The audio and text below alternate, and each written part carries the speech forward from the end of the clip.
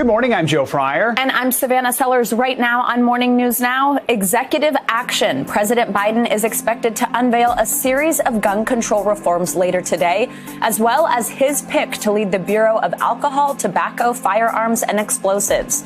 We'll take you through his latest plan in the wake of multiple high-profile mass shootings. Drug use dispute. Defense attorneys representing Derek Chauvin on day 8 of testimony, focusing on George Floyd's drug use before his arrest, the police body cam footage that both sides are using to prove their case, and what we can expect this morning as the trial continues. Country in peril. Public health experts are now sounding the alarm over an expanding COVID death count in Brazil, warning it's become a breeding ground for new strains of the virus. We'll look at who local politicians are blaming for a stunted vaccine rollout and a prolonged crisis. And never silent, Holocaust survivors are continuing to share their harrowing stories, even in these unprecedented times. And on this Holocaust Remembrance Day, how virtual interviews are ensuring that the world never forgets. That is a really great story that we'll have at the end of this hour. Really powerful. So important that we continue to hear those stories. Absolutely. And we're happy to bring them to you. We begin with the rising number, though, of coronavirus cases in the U.S. The CDC says the variant from the U.K. is now the most dominant and contagious strain across the country. Public health experts say this could be why we're seeing more new cases nationwide. In the last 24 hours, more than 70,000 Americans tested positive for the virus. That's up 19% from 2 weeks ago. The CDC says many of the new cases come from metro areas in Michigan and New York City. NBC News Now correspondent Dasha Burns is following the latest on the variants and the vaccine rollout this morning. So, Dasha, let's start with these new cases and these variants. Who's getting sick? What age group are we talking about here? Hey, Joe, good morning. Yeah, the concern now really turning to younger people as more outbreaks are being associated with K through 12 schools, with youth programs, and as more hospitals are seeing younger adults come through their doors. I want you to hear from CDC Director Dr. Walensky on this. Take a listen. Across the country, we are hearing reports of clusters of cases associated with daycare centers and youth sports. Hospitals are seeing more and more younger adults, those in their 30s and 40s, admitted with severe disease. Data suggests this is all happening as we are seeing increasing prevalence of SARS-CoV-2 variants, with 52 jurisdictions now reporting cases of variants of concern.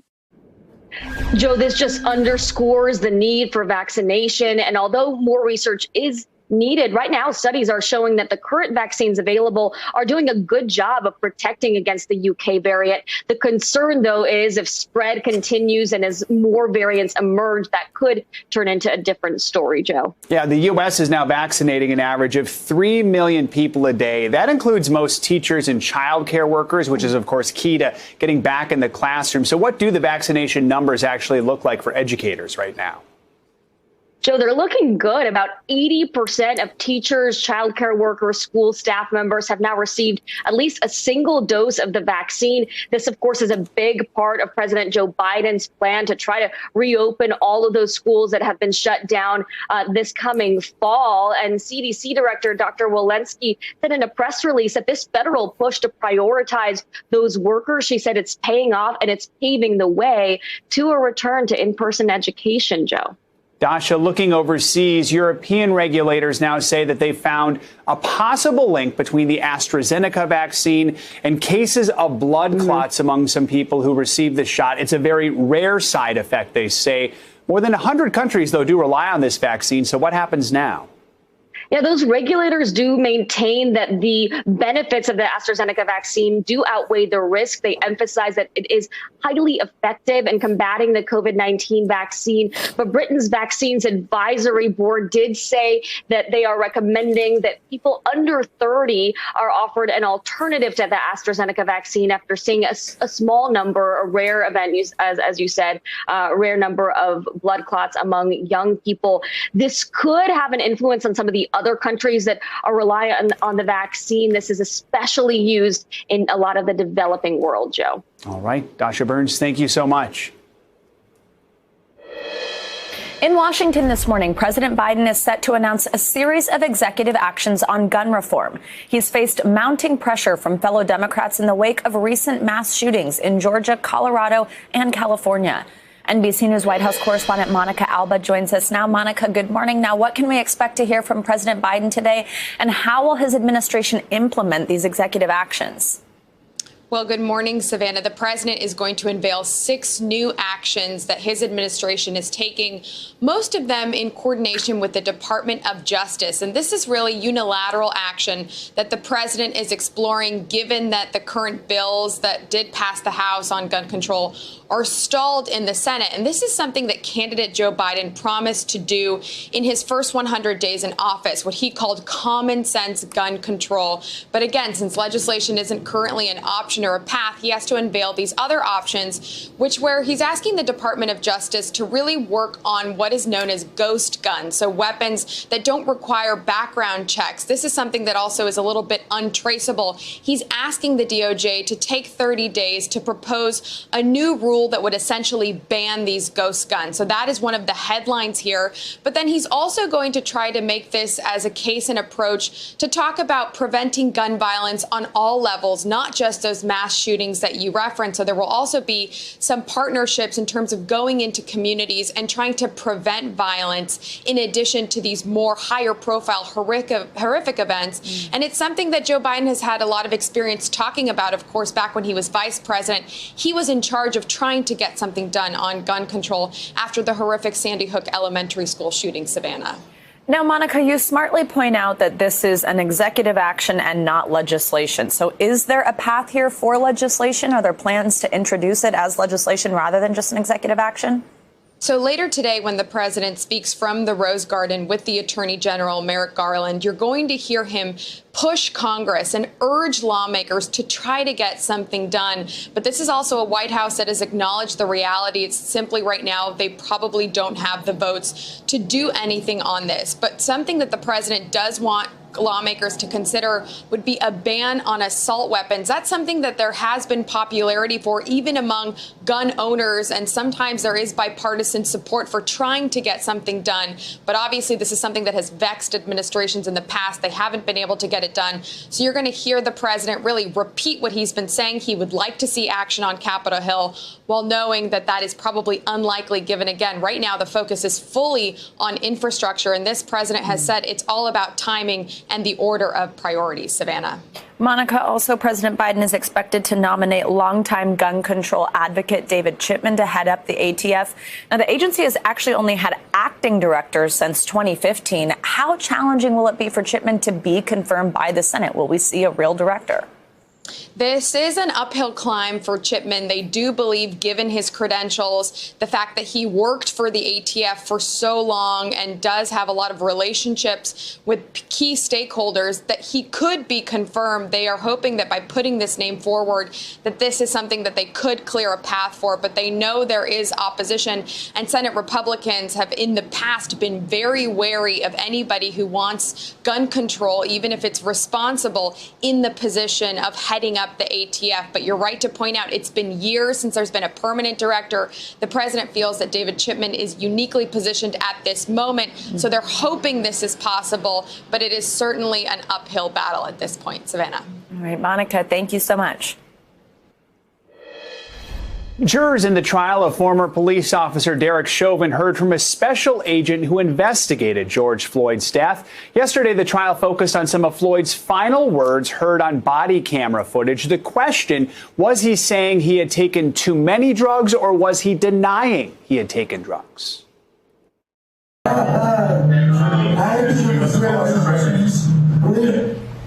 Did you hear that? Yes, I did. Did it appear that Mr. Floyd said, "I ate too many drugs"? Yes, it did. Having heard it in context, you're able to tell what Mr. Floyd is saying there? Yes, I believe Mr. Floyd was saying, "I ain't doing no drugs." NBC News correspondent Shaquille Brewster joins us now. So, Shaq, the defense spent a lot of time yesterday on the question of what George Floyd said about drug use. Can you tell us more about how both sides used that body camera clip?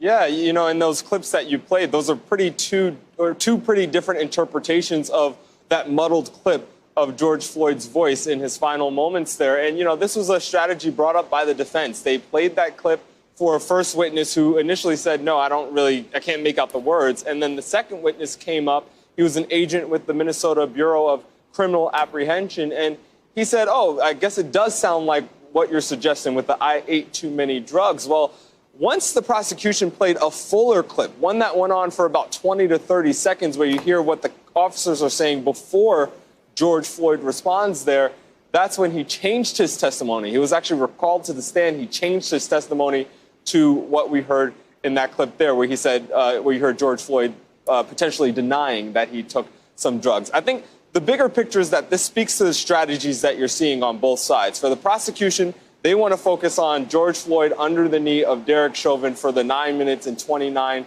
seconds as he loses consciousness and loses a pulse. For the defense, they're trying to say that this was a drug overdose, essentially, during a police interaction, and they're using this as evidence to show that George Floyd admitted, in their words, to having drugs in his system. It just goes to the bigger picture and the bigger strategy that you're seeing really throughout this trial, Joe. Shaq, jurors also heard more testimony from a use of force expert who offered his assessment about the role that the crowd played during the incident surrounding what was going on. What did he say about that?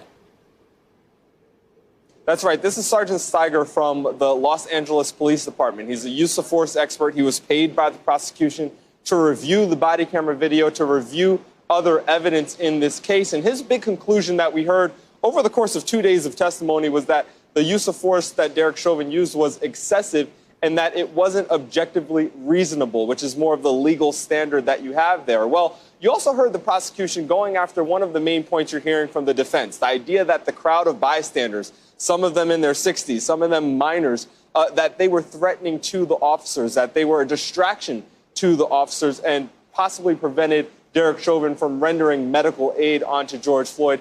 Listen to some of that testimony and the prosecution bringing up and trying to rebut one of the defense's main points.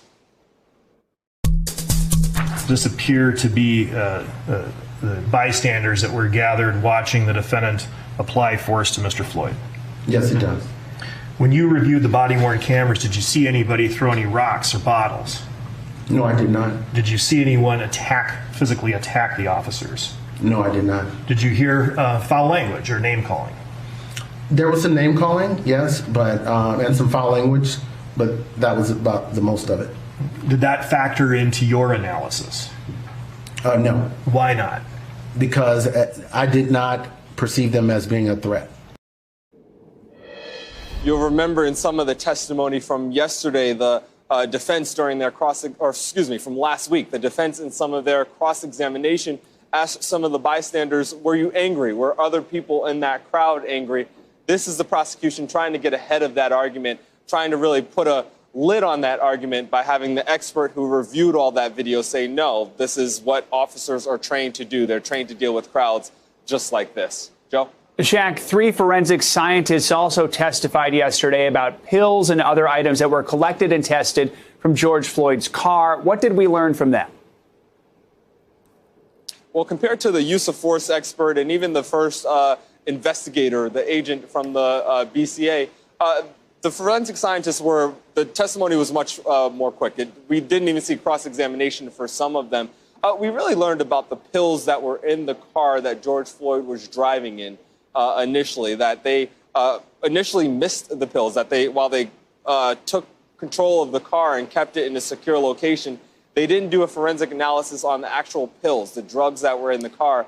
One of the agents said that when they actually went and took the pills that were on the floor and in the dashboard or glove compartment, that it had trace amounts of fentanyl, that the levels of drugs in those pills was not as high. Sometimes it didn't even allow them to draw a conclusion. So, again, it goes into that idea of drugs being in the car, drugs being in Floyd's system, and trying to dig in a little bit on that. Joe? All right, Shaquille Brewster in Minneapolis. Thanks so much, Shaq. Tiger Woods was speeding when he crashed back in February in Southern California. The LA County Sheriff's Office says, in fact, he was driving nearly double the speed limit. NBC News correspondent Aaron McLaughlin has more on the details of the accident and why no charges have been filed.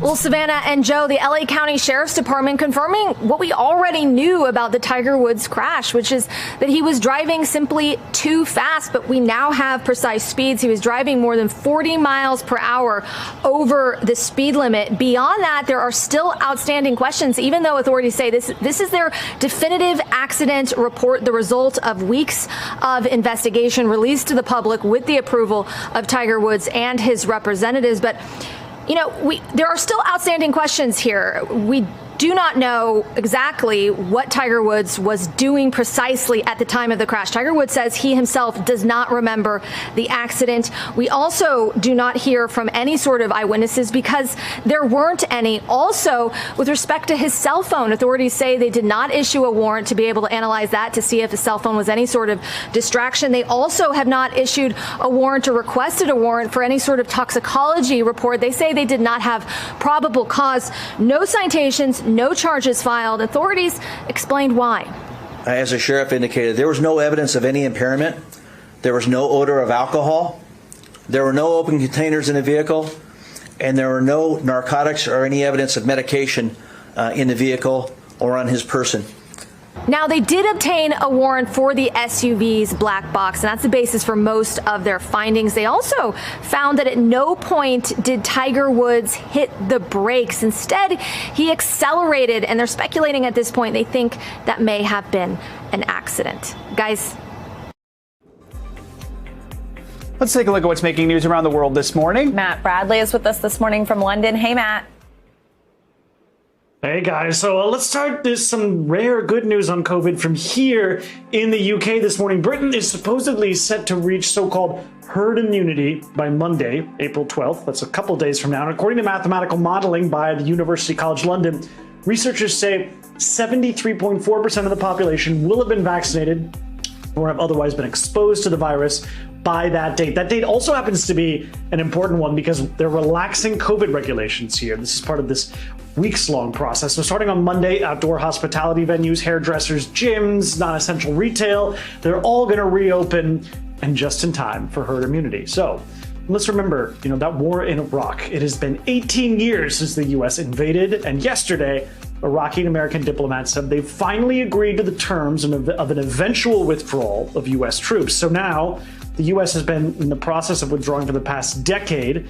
But the sudden arrival of ISIS, or Islamic State, which took over a huge swath of Iraq back in 2014, it temporarily delayed and in some ways reversed that process. So guys, remember those nature is healing, we are the virus memes? A lot of them turned out to be not really true at all. But a lot of them, some of them at least, had one impact, and this was light pollution. So a recent study here in the UK showed that there's been a 10% drop in the number of people who could see 10 or fewer stars. So that's a bit complicated of a measurement, but all it really means is that ambient light has gone down. So if nothing else has been positive about the coronavirus, at least now, until things go back to normal, you can get a good look at the stars. It's a good thing. Right? Yeah. We'll take it. Yeah. All right. Thank you, Matt. Couple pieces of good news there. Thanks. Time for a check on your morning news now weather. Which means that Bill Cairns joins us now. Hi, Bill. Good morning.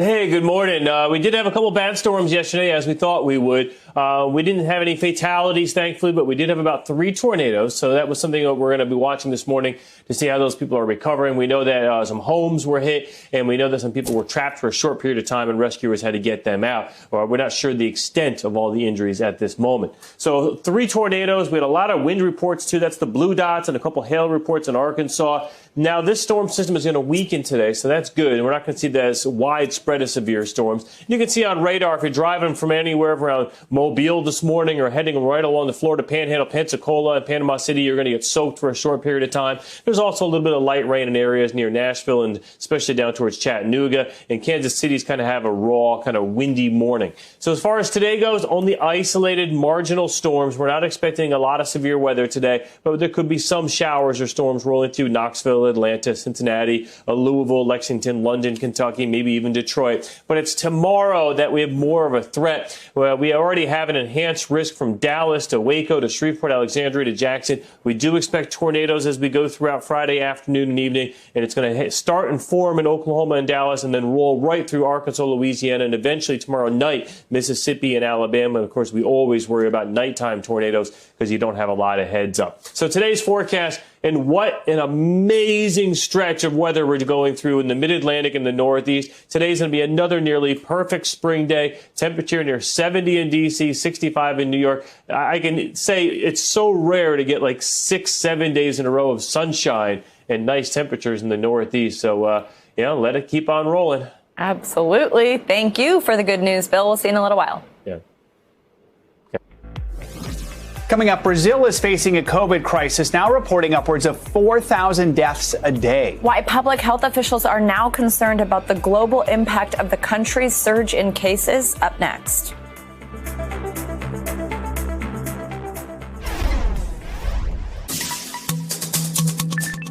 In the news this Thursday morning, more than 20,000 people are set to regain their voting rights in Washington state. Governor Jay Inslee signed a bill yesterday that will automatically restore voting rights to people who have been released from prison after committing felonies, even if they're still on parole. The bill was sponsored by a state lawmaker who had previously been incarcerated. The new law takes effect next year. Beloved wildlife expert Jack Hanna is stepping away from the spotlight. His family says that he's retiring from public life after being diagnosed with dementia. Hanna, also known as Jungle Jack, is 74 years old. He was director of the Columbus Zoo and Aquarium, where he became famous for making talk show appearances with his live animals. And Andrew Giuliani, the son of former New York City Mayor Rudy Giuliani, told the Washington Examiner that he plans to run for governor of New York in 2022. The younger Giuliani says he has the, quote, best chance to win and take the state back. He has never been elected to public office. Those are your headlines, Savannah. All right. Thank you, Joe. Now, Brazil is at a breaking point as coronavirus cases surge at an alarming rate. This week, the country reached its worst daily death toll from COVID-19, and health officials warn Brazil's struggle could threaten the rest of the world. NBC News chief foreign correspondent Richard Engel joins us now. Richard, tell us what's going on. How did it get so bad? Well, it's all about leadership. I'm in London right now, and as you can see, people are starting to go out. This country has been very effective at rolling out vaccines, and as a result, on Monday, they're starting to open up the pubs again for business. But when you don't take decisions and you have bad leadership, things fall apart. And in Brazil, they've been falling apart to a point now that the World Health Organization calls Brazil a threat to global health. Brazil is going from bad to much worse, hitting a record over 4,000 deaths in a single day on Tuesday, up from 3,000 just last week.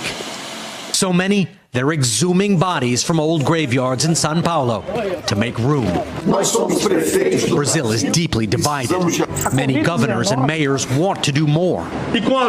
Mayors nationwide begging for help. But they don't have many vaccines to give, and blame President Jair Bolsonaro for not ordering enough and continuing to downplay the COVID crisis.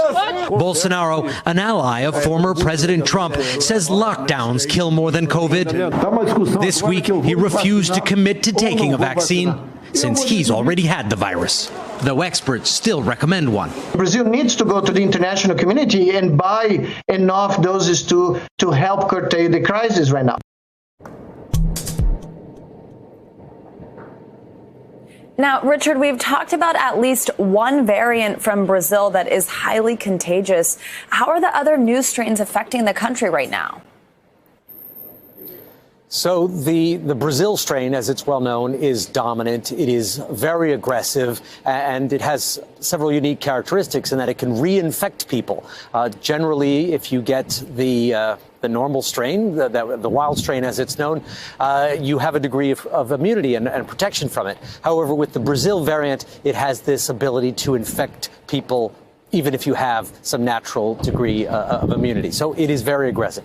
That is the known factor. The problem is that this variant and the wild type are so uncontrolled in Brazil that it is a perfect breeding ground for other variants, because that's the way you get mutations. It's just a matter of math. The more of the virus is out there, not contained, the more chance it has to replicate and improve itself. And that is a major concern, not just dealing with the variant that it has now, but of Brazil being a petri dish for this virus in Latin America, bordering 10 other countries.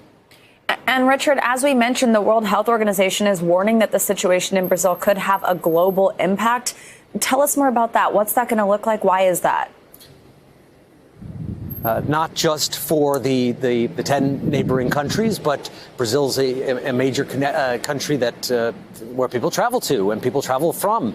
Brazil here is on the red list, meaning, just to give you an example, if you come from Brazil and enter the UK, you are immediately taken, not quite with a police escort, but pretty much to a quarantine facility.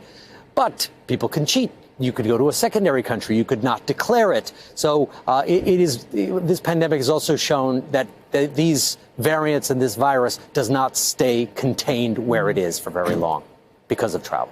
Absolutely. Richard, thank you so much. Let's bring in Dr. Ali Raja. He's the executive vice chair of the Department of Emergency Medicine at Massachusetts General Hospital. Doctor, good to have you with us again. So this current surge in Brazil, how much could that impact the global fight against the virus? Joe, it could impact us a lot. This is a worldwide problem that doesn't respect borders. We've been focusing a lot on vaccinating people in our own towns, in our own states, in our own countries, but we really need to focus as well on getting vaccines to people around the world. We've seen variants spread quickly already, and as Richard just said, this is a perfect breeding ground. We run the risk of continuing to have new mutations spread as long as we have countries where the vast majority of people, like Brazil, are not vaccinated. Well, we have your expertise. Let's talk about the AstraZeneca vaccine. We mentioned this earlier. European regulators say they found a very rare but possible link between the vaccine and cases of blood clots among people who got the shot. What do you make of this? And what would you say to the millions of people who have received this vaccine and are worried? So I actually think it's important that this is out there, but it's also not a cause of major concern. These blood clots are still very rare, Joe. Of the 20 million doses of AstraZeneca that were given out in Britain, 79 people developed blood clots, so 1 in about 250,000. So like other drugs with very rare side effects, it's being listed as a side effect on the labeling, but it's very rare. Most cases were in people less than 60 years old, and they got these blood clots within 2 weeks. So if you had the AstraZeneca vaccine a while ago, there's nothing to worry about now. And know that this is exceptionally rare. And Dr. Raja, the NIH is starting a study on allergic reactions to the vaccine. They're specifically looking at whether people who are highly allergic are more likely to have a reaction to the shot. What do you hope this study will tell us? It's a really important study, Joe. So far, most of the severe allergic reactions to the vaccines have occurred in people who have a history of severe allergies. And so this study is focusing specifically on those people who have had bad allergies to foods or drugs or insect stings and whether or not they'll be allergic to the Pfizer or Moderna vaccines. This is not for all people. Allergic reactions are still very, very rare, but hopefully these data will tell us whether or not people with a history of bad allergies will be able to get the shots. Dr. Raja, thanks so much for your expertise. Appreciate it. Thanks, Joe. In Atlanta, many small business owners are facing a new economic hit following Major League Baseball's decision to move the All-Star game to protest Georgia's new voting law. NBC News correspondent Blaine Alexander has more. Well, Joe and Savannah, good morning to you. We have spent a lot of time talking about the fallout from this controversial Georgia voting bill. We've talked to lawmakers on both sides. We have talked to big businesses, heard from corporations. But now we are hearing from small businesses. And, you know, both sides agree they are really the ones who are feeling the impact of the move away from Georgia that could have brought tens of millions of dollars into the state. After months of seeing his sales stunted by the pandemic, Sean Cooper thought All-Star Weekend was his chance to make up ground. Just in this one weekend, over 20,000. 20,000? Yes. That's more than double what you normally see on a weekend. Yes, way more than double. His restaurant sits in the shadow of Truist Park, home of the Atlanta Braves, and until last week, home of this year's All-Star Game. Now he's among dozens of disappointed businesses facing financial loss, with MLB moving the game out of Georgia, taking a stand over the state's new voting law, and taking tens of millions of dollars in tourist revenue. I understand why they're doing it, but it's still frustrating. As far as a business, small business, black-owned business owner, it's kind of hard to try to maintain and bring customers in because of the pandemic. The game is now headed west to Denver, and critics point out to a city with a very different demographic. Black people comprise more than half of Atlanta's population. In Denver, it's less than 10%. It's the unintended consequence of taking a stand. It draws more eyes and attention to the conversation, but the trade-off, what gets lost in the shuffle, are these businesses who are desperate for more revenue. The pandemic has already taken a disproportionate toll on black businesses. Now, for many, this is another crushing blow. It's unfortunate to know that those who may be hurt by the legislation would also continue to be hurt by us not supporting our economy here. Brian Malouf, who owns a restaurant near downtown Atlanta, is worried about the lasting impact. It's a trickle-down effect. We're just trying to get back to a normal sense of business here. And guys, there is also some developing news about that state lawmaker who was arrested. You remember that she was knocking on Governor Brian Kemp's door as he was signing that bill into law. She was arrested and taken out of the state capitol. Well, the Fulton County District Attorney has announced that she is not going to pursue charges against State Representative Park Cannon and that she's closing the case. Guys, back to you. Coming up, a closer look at the great pay divide, income gaps between those at the very top and those at the bottom. How the pandemic is bringing this age-old controversy to light again, next. A Florida appeals court has ruled that police officers who use deadly force are protected by a law that was designed to protect crime victims, and those officers can hide their identities. NBC News legal analyst Danny Savalos joins us now. So, Danny, this ruling means that officers are protected by something called Marsy's Law. First, tell us more about this law and what it does. Most journalists like you know that Florida has a very liberal open records law. And to counteract that, there are exceptions. For example, victims of crime can keep their records confidential to avoid harassment or other information that might be damaging to them. It's a standard exception to public open records laws. And as crime victim is defined, police officers who are confronted with deadly force, whether or not they use lethal force to defend themselves, are considered within the definition of crime victim. So for that reason, the court concluded they are allowed to keep their information confidential. So this appeals court sided with two police officers who used deadly force on the job. What exactly did the court say in this ruling? Exactly. In both instances, separate instances, those officers, the court concluded, were confronted with deadly force. Whether or not they pulled their gun and used their own weapon, they were still initially the crime victim. But I want to caution everybody that this ruling does not mean that, for example, a state attorney can't look at the case and say, you know what, like in the case of Officer Chauvin, this is not a good use of force. We're going to prosecute this guy. When that happens, the officer forfeits that protection under Marsy's Law and the information becomes public. It doesn't prevent a grand jury from looking into the incident. It does a lot of things. It allows for a lot of internal affairs investigations, other things that eventually will allow the information to become public if the officer has done something wrong in the judgment of prosecutors, a grand jury, or internal affairs. So it's not a complete bar to ever learning the identity of the officer.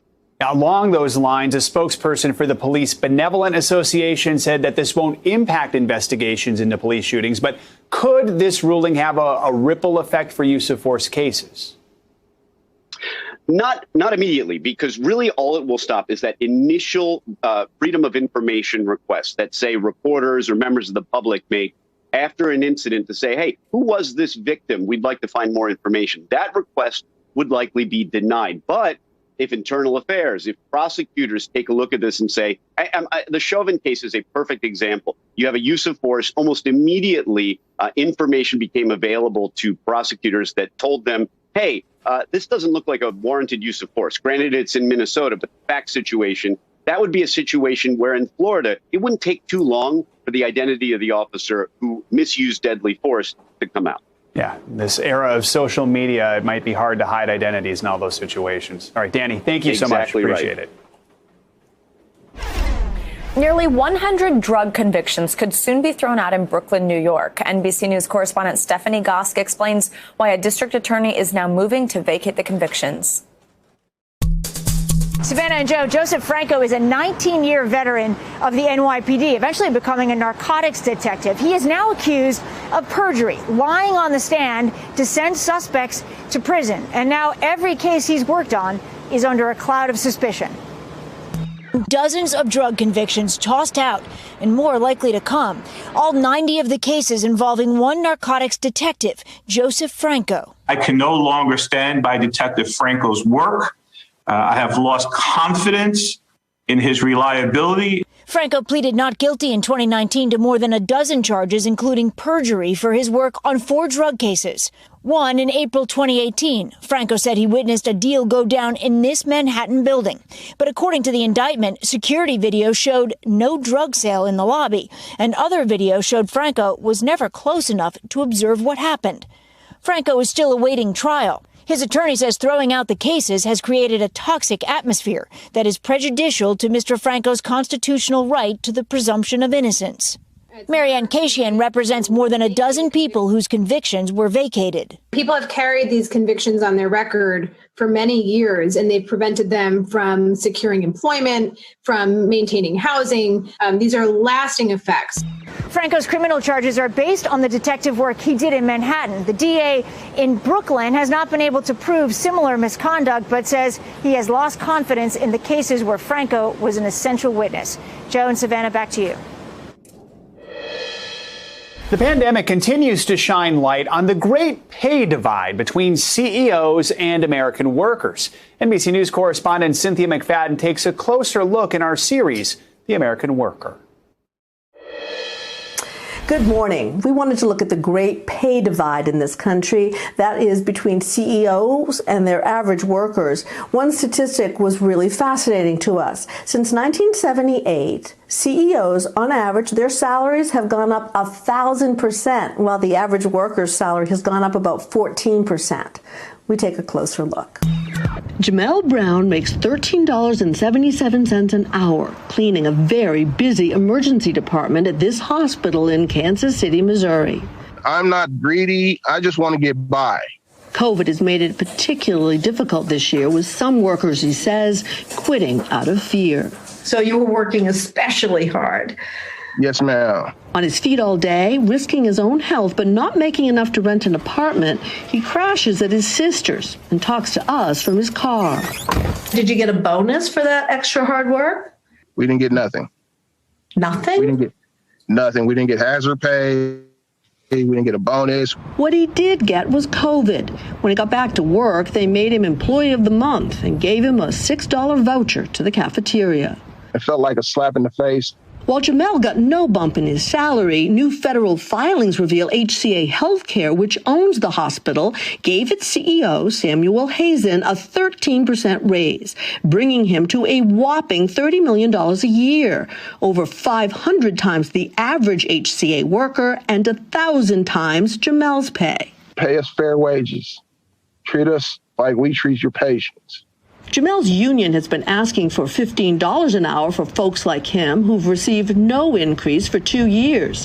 HCA, which owns 200 or so hospitals, had repeatedly said no, but finally agreed last week to the increase for Kansas City workers only after NBC News contacted them. Mr. Hazen declined to talk to NBC News, HCA saying in part, "We value our colleagues and are committed to offering competitive compensation and benefits." And yet, the great national divide between the income of those at the top and those at the bottom persists. The heads of corporations like GE, Starbucks, and Acuity Brands received more than 1,000 times their average workers last year, with Walgreens, then CEO, earning over 500 times. None of those CEOs agreed to speak with NBC News, each company saying their practices align with their shareholders' interests and that the CEO will take a hit if their stock price falls. But since 1978, CEO compensation has risen over 1,000%, compared with only a 14% increase for average workers. In theory, CEOs are handsomely paid to increase a company's value. The problem is not that somebody's getting paid a lot of money. The problem is they get paid whether they do well or whether they do badly. Glenn Kelman, the CEO of Redfin, a real estate brokerage firm, is bucking the trend. Under Kelman's leadership, Redfin more than tripled in value to just under $7 billion. He owns a valuable chunk of company stock, but makes only 14 times his average employee and says that's plenty. I don't think I deserve a Nobel Prize for that. In 2019, his annual income, including stock, was about $1 million. Last year, he didn't take his salary. Shareholders and investors are waking up to the idea that lots of people create shareholder value, and that the best way to do it over the long haul isn't to just bet on one guy or one woman, but to bet on the whole company and all the people behind it. That sounds a lot like what Jamal Brown believes, too. And it's worth pointing out that HCA made an enormous amount of money last year, just under $4 billion in profit. Back to you, Savannah. Joe? Thank you, Cynthia. Coming up, survivors of the Holocaust finding their voice during an age of quarantines and shutdown. How video conferencing apps like Zoom are helping them document their stories in the pandemic. That's next.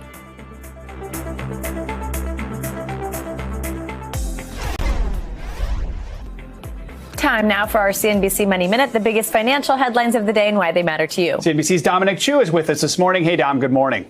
Good morning, Joe. Good morning, Savannah. Well, let's start with Amazon, because more than half of the workers at an Amazon warehouse in Alabama have voted on whether to unionize. The initial results could be announced today or tomorrow. Workers are calling for higher pay and better working conditions. That vote is being closely watched because organizers hope it will lead to more drives to unionize nationwide and not just at Amazon. The company is worried that higher union wages could hurt its profits.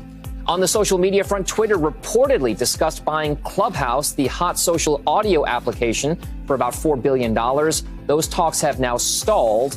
Clubhouse launched last year, allowing people to host live audio conversations. More than 10 million people have reportedly downloaded the app, which is currently invite-only and only on Apple iOS devices. And Instacart and DoorDash plan to launch their own credit cards. Both have seen a surge in orders over the past year as consumers are getting essential items and food delivered to their doorstep during the pandemic. The Wall Street Journal says the Instacart credit card will likely launch next year, and customers would earn 5% back on some purchases. And Savannah, Joe, speaking of, did you know that today is April 8th? And apparently our NBC colleagues in Miami say it's National Empanada Day. Oh. I could use a little DoorDash, I think, right now. Savannah, Joe, what do you think? They're actually, that was in our studio here. The kitchen is going to be doing Empanadas Day, too. That's the reason I knew that, was there was a note in our little app about that. So. Well, hey, Dom, you'll have to come on over. Yeah, come on. Rock here across the river. We'll see ya. Yeah. And now I know what I'm having for lunch. The CNBC Money Minute. That should be part of the beginning. Financial headlines that matter to you and an idea for lunch. All right, Dom, thank you so much. You got it, guys. North of Seattle, a popular attraction produced by Mother Nature is making its annual return, offering hope and joy after a challenging year. In Washington State's Skagit Valley, the tulips are starting to stir, stretching to the sky, almost as tall as the little girl. You smell that? Yeah. Paying them a visit. You can be in a real big funk and come out here and just feel alive and wonderful and happy and just delighted with life. Here at Tulip Town, the flowers are a welcome sight, and so are the people. 5 childhood friends bought this 30-acre farm right before the pandemic, when the region's decades-old Tulip Festival was canceled. Last March, everything shut down, but the tulips don't shut down, right? No, you don't hit pause on tulips. They couldn't care less. They shared the beauty by streaming pictures and selling bouquets online, keeping the business alive last year so they could welcome guests this year. People are very emotional about it. It's a tradition. Advanced tickets are required to help manage the crowd size during the pandemic, but no one's complaining. Like the flowers, we're all ready to bloom, which means the tulips aren't just a symbol of spring. They're a symbol of us. Well, that was just beautiful, Joe. Today is Yom HaShoah, Holocaust Remembrance Day, a day to honor the 6 million Jews killed during the Holocaust. Like many other things this past year, Holocaust remembrance events and oral history recordings were switched to a virtual setting. We spoke with Holocaust survivors about the importance of documenting their testimonies and how the pandemic impacted that process. Now, my mom didn't know where I was going, where they were putting me, nor if she would really ever see me again. I was just 3 years old.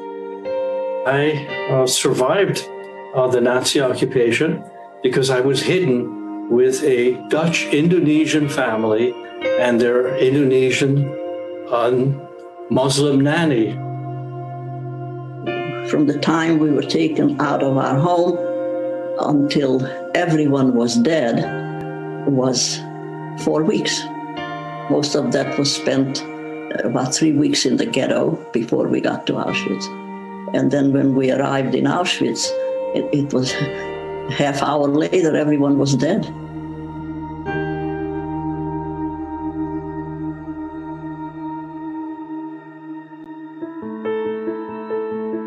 We are the voice of conscience. We are the people who can tell the world what the terrible consequences are of unbridled hate and bigotry.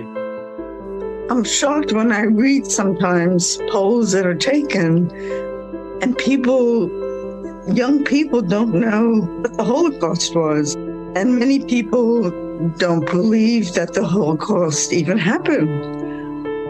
We're dying out. I am 90. I'm aware of that. And I know what's happening. And it will be different. It will be a story after we're gone.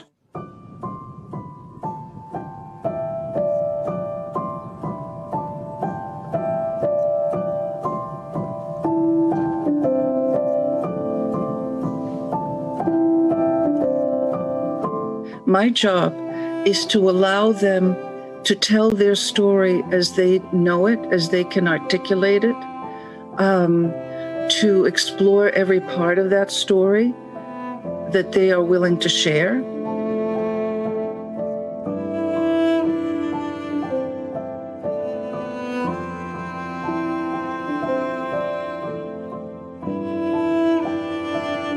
Once I learned that the content really didn't suffer, that the interaction between me and my interviewee was not distance because of the technology, then there was no difference.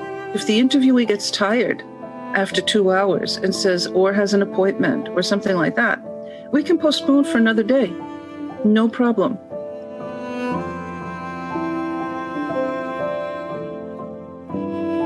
She's doing the right thing because we are going fast and all of us have more to tell. It's an exhausting experience because it affects me on all levels, and that's not gone.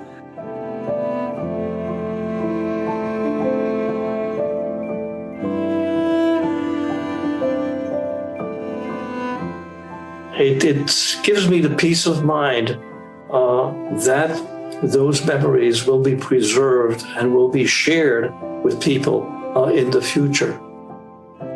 If we didn't have Zoom, this thing has lasted a year. There would have been silence for a whole year about the Holocaust. And that's unimaginable because a year of silence is very, very difficult to revive.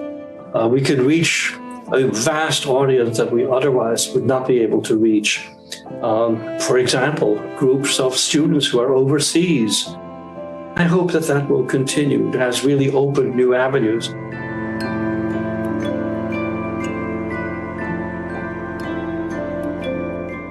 You know, there's something about people saying to you,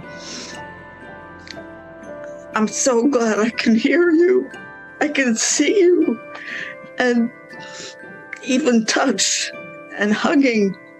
I think that means a lot. Hey, NBC News viewers, thanks for checking out our YouTube channel. Subscribe by clicking on that button down here and click on any of the videos over here to watch the latest interviews, show highlights, and digital exclusives. Thanks for watching.